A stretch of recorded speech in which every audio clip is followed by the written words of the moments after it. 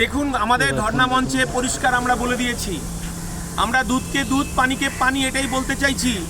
আমরা এপাং ওপাং ঝপাং নই যে আমাদের আন্দোলন সংবিধান রক্ষার জন্য, আমাদের আন্দোলন গরিব খেটে খাওয়া শ্রমজীবী মানুষের তার গণতান্ত্রিক অধিকার রক্ষার লড়াই, আমাদের লড়াই কেন্দ্রের বিজেপি সরকারের বিরুদ্ধে লড়াই।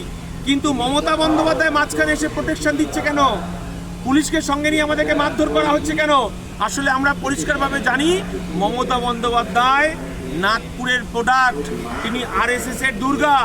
এবং আমরা জানি মাননীয় মুখ্যমন্ত্রী বিজেপির সঙ্গে তার কি সেটিং, কারণ মাননীয় মুখ্যমন্ত্রী এই রাজ্যের পদ্মফুলের চাষ করেছে, এই রাজ্যে তিনি বিজেপির সঙ্গে গাঁটছড়া বেঁধেছেন।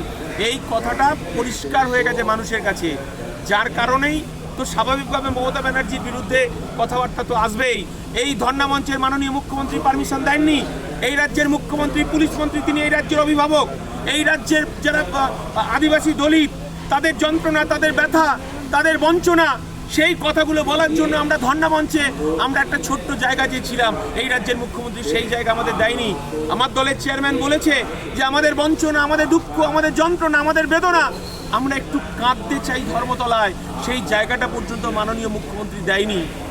তাই সংবিধান আছে বলেই তো আজকে আমাদের সংবিধান সেই রায় দিয়েছে বলেই আমরা শান্তিপূর্ণভাবে আজকে ধর্ণা করতে পারছি। তার জন্য কি মমতা বন্দ্যোপাধ্যায়কে সার্টিফিকেট দিতে হবে? মমতা ব্যানার্জি প্রস্তুত থাকুক, বাংলার মানুষ এই জবাবটা দিয়ে দেবে।